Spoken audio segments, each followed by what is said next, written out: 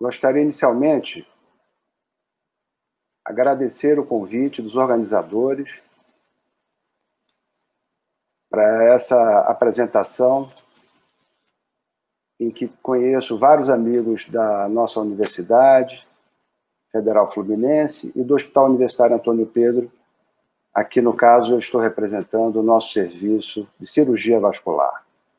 O tema para o qual foi convidado é a anatomia aplicada das artérias carótidas e vertebrais extracranianas. Então, importante o entendimento que a anatomia aplicada exatamente quer sugerir toda a utilização dos recursos do conhecimento da anatomia humana em benefício das nossas condutas táticas e técnicas cirúrgicas. Por exemplo, aqui à direita a imagem de um pré-operatório, justo pré-operatório, em que mostramos uma linha tracejada, músculo esternocleidomastoideu, a sua borda anterior, em que será o acesso para a artéria carótida, para a realização de endarterectomia, cujo objetivo é a retirada dessa placa aterosclerótica. Uma linha transversa vai marcar a altura da cartilagem cricoide.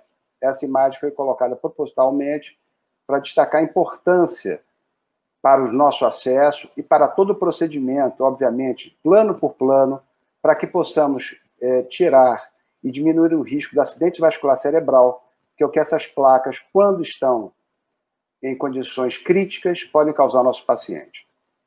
Então, aí já destaco a definição de anatomia hostil, pescoço hostil, em que autores caracterizam como um risco maior. O pescoço hostil seria aquele pescoço em que os pacientes se apresentam com ele curto, pacientes que foram operados, por exemplo, da artéria carótida, ou cirurgia da glândula tireoide, e reoperações ou pós-radioterapia. Então, acessar um pescoço, uma região que é de transição entre o tórax e o encéfalo, como os senhores sabem, o cérebro. Então, na verdade, tem várias estruturas que se comunicam e que exercem funções importantes. Então, toda essa questão é dificultada nesse grupo de pacientes. Esse é um dos detalhes. Iniciando pelo trauma cervical, destaco para os senhores que o acidente vascular cerebral vai ser visto até um percentual de 27% de pacientes, atingir uma mortalidade até 50% quando esse trauma é penetrante.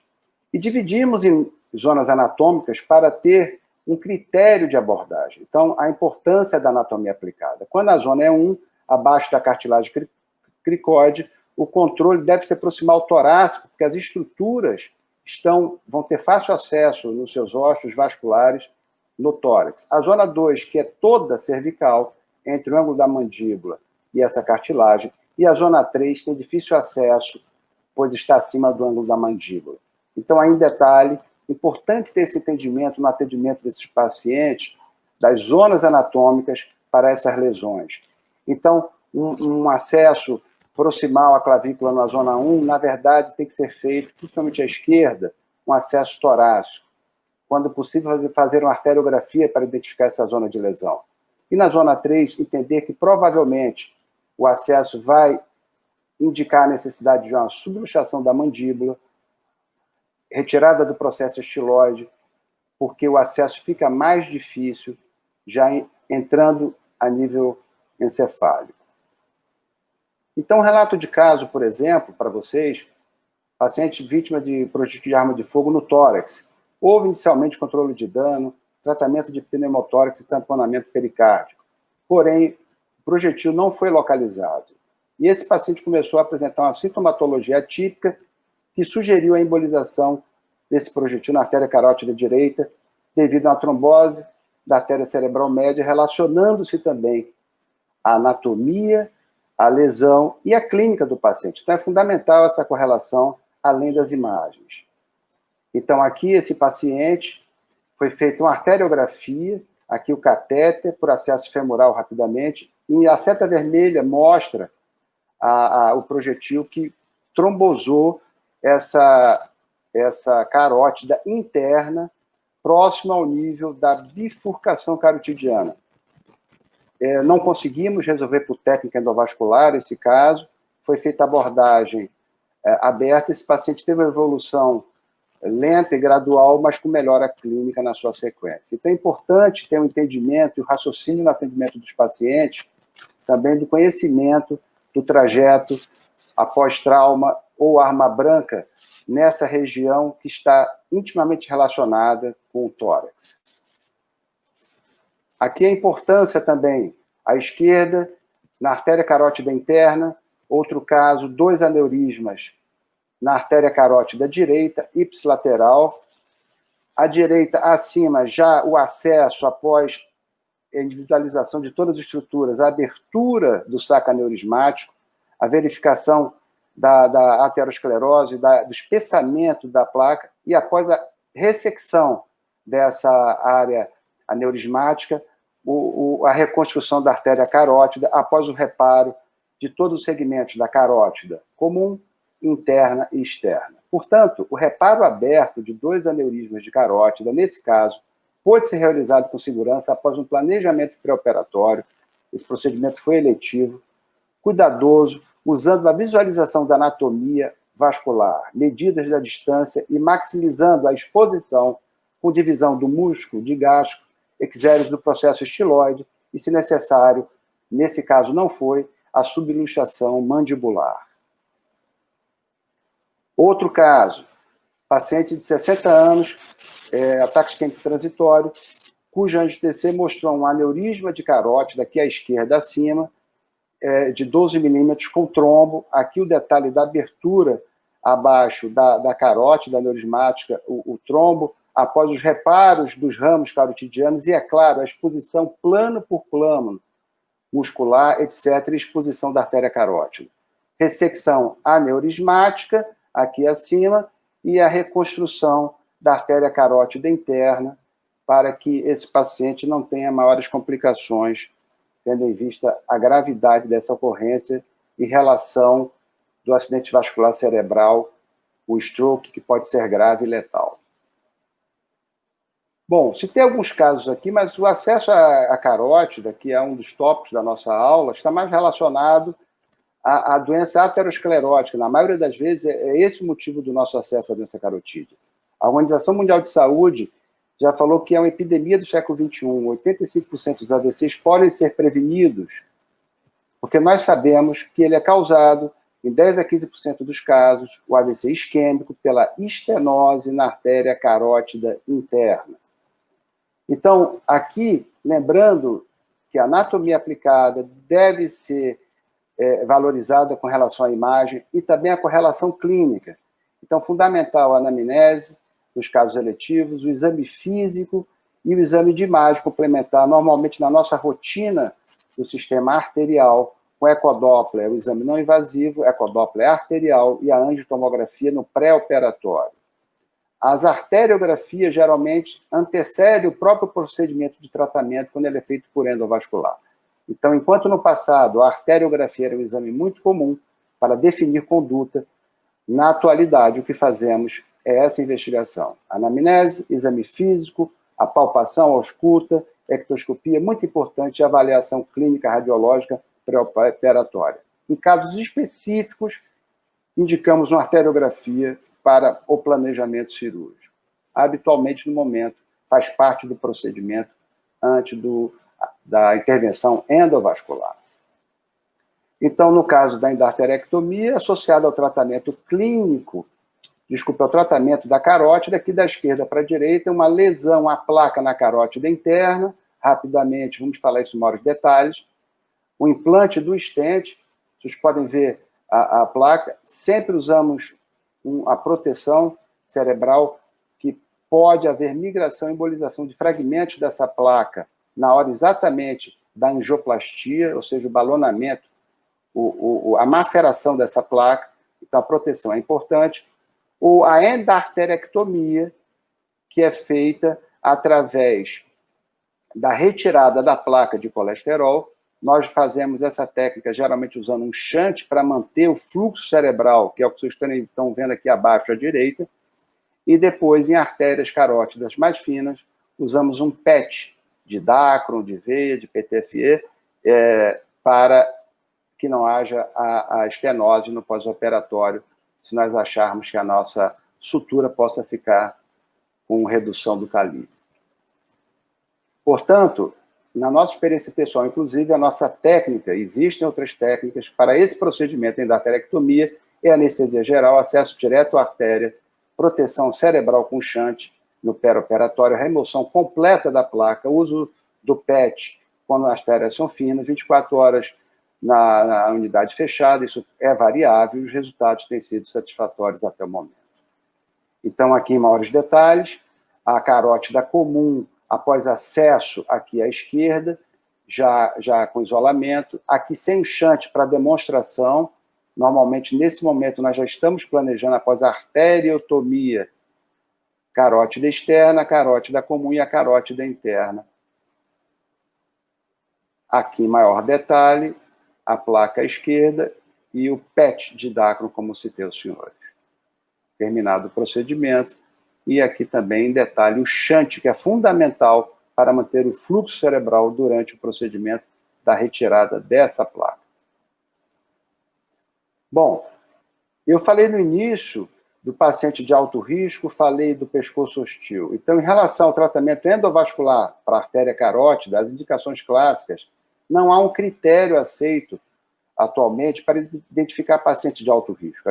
Nós entendemos que todos os pacientes que precisam de uma endarterectomia ou de um implante de stent carotidiano têm indicação de intervenção. Essa intervenção, numa cirurgia das mais auditadas nos últimos 50 anos, endarterectomia de carótida, é a nossa opção. Reservamos os casos de angioplastia para restenoses, o pescoço hostil, placas com localização alta. Então, hoje evitamos intervenções abertas, em que precisamos acrescentar, como eu já citei, a subluxação de mandíbula, a exéresis do processo estiloide. Então, esses procedimentos vão somar comorbidades possíveis ao pós-operatório desse paciente. Então, isso tudo hoje tem que ser levado em consideração. Na angioplastia carotidiana, então, a nossa experiência é feito o procedimento, nesse caso, eventualmente com anestesia local ou geral. Acesso percutâneo também pode ser femoral ou braquial. É avaliado isso exatamente analisando a anatomia comparada baseada nas angiotomografias. Proteção cerebral durante o procedimento é regra. Quando não conseguimos passar o filtro para a liberação do stent, abortamos o procedimento. Isso é raro, obviamente, mas já tivemos um caso, por exemplo.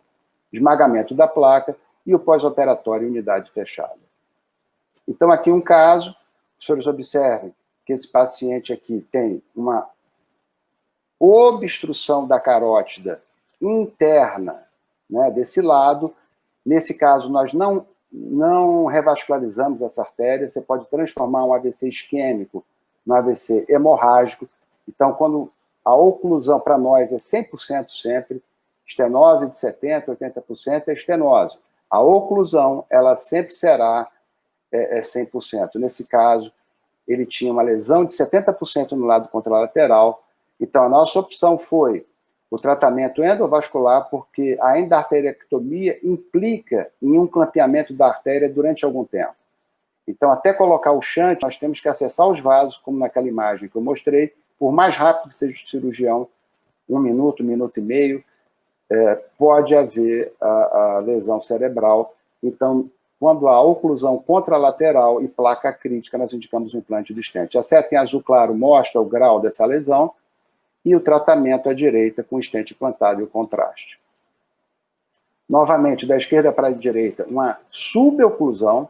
Esse paciente nós indicamos o implante do stent por outros motivos clínicos do paciente. Avaliamos a angiotomografia, vimos que não havia contraindicações anatômicas ao implante do stent. Por exemplo, uma carótida comum muito tortuosa pode dar sinais de que será um exercício de técnica navegar com bainha, stent, por uma carótida muito tortuosa comum. Então, nesse caso, damos preferência em endarterectomia. Muito bem, nesse caso, optamos pelo tratamento endovascular com a proteção cerebral fundamental, aqui o nosso filtro, a seta em azul, e o stent implantado na imagem à direita, como os senhores podem ver, com segurança, e um resultado satisfatório radiológico e clínico ao final do procedimento. Angioplastia carotídea, a lesão à esquerda, na imagem do meio vocês podem ver a seta tentando mostrar, não sei se essa imagem está muito boa, a bainha por onde passa o filtro, o balão que vai fazer a angioplastia e o stent, e já o filtro lá em cima implantado, e à direita o resultado final, mostrando o tratamento dessa lesão crítica na carótida interna. Em relação às artérias vertebrais extracranianas, o conhecimento da anatomia de vocês já sabe da relação dessa artéria. Ela tem uma lesão mais rara, porque ela, na verdade, tem uma proteção óssea, mas quando acometido, às vezes dificulta. Então, nós dividimos, para facilitar o entendimento, dentro de uma visão aplicada, esse segmento V1, ele é facilmente tem acesso por técnica aberta, bem mais fácil que o segmento V2, que está dentro do forame ósseo.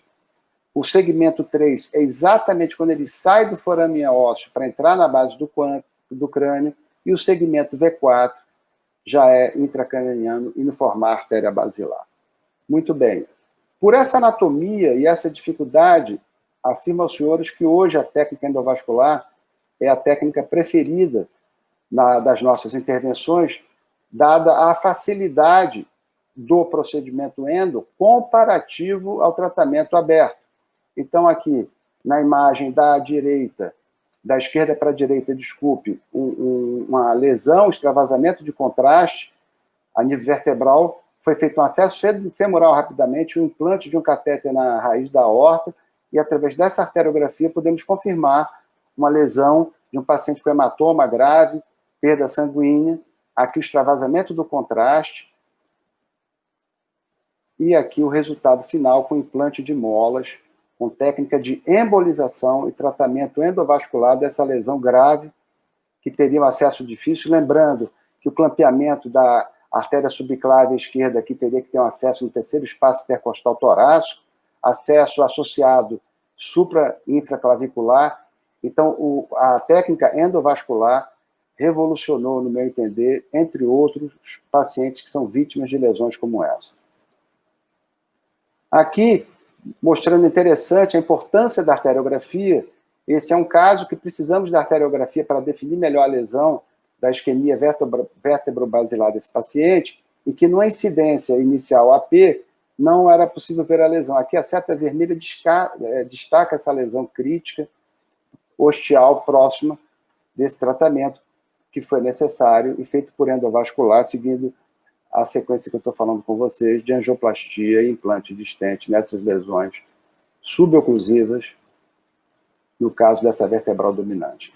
Aqui, um aneurisma do segmento V2, lembrando que nesse segmento é o mais comum de degeneração aneurismática, doença fibromuscular. Esse segmento já é intraósseo e o acesso é muito mais difícil por técnica aberta. Lembrando que foram desenvolvidas técnicas para todos esses segmentos por técnica aberta, mas efetivamente estamos fazendo a maioria dos procedimentos por técnica endovascular. Essa região também é um foco importante de êmbolos, e a manipulação, mesmo por endovascular, tem que ser muito cuidadosa. Aqui na seta vermelha em destaque, um segmento ainda final da área V2, eu diria, e o pseudaneurisma que surgiu devido a uma dissecção. Vocês podem ver a formação do pseudaneurisma, e aqui, devido ao risco de ruptura, é obrigatório o nosso tratamento. Então, aqui, eu trouxe para vocês a apresentação do stent revestido, quer dizer, então, para esses casos de aneurisma, de pseudaneurisma, utilizamos esse stent, aqui vários stents que foram desenvolvidos ao longo da década de 90 e que são fundamentais no tratamento desses pseudaneurismas, aneurismas e também fístulas arteriovenosas, obviamente que não apenas no segmento carotídeo ou vertebral. Lembrando que é importante o estudo pré-intervenção, pré-operatório, para ver diâmetros, comprimentos, etc. Então, aqui um caso de um paciente que foi vítima de agressão por arma de fogo, um pseudaneurisma na artéria subclávia, com o implante de um stent revestido e o resultado final.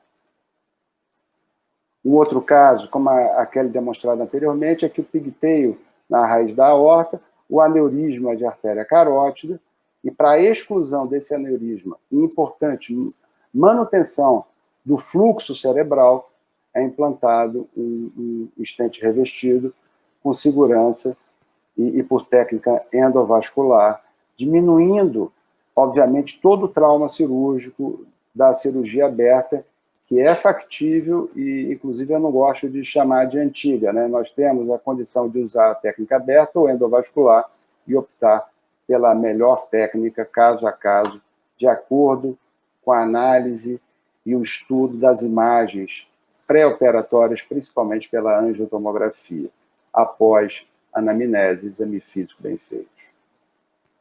Eu gostaria de agradecer ao convite mais uma vez e dizer que estou à disposição de vocês para qualquer esclarecimento sobre o assunto. Muito obrigado pela atenção e, mais uma vez, pelo convite.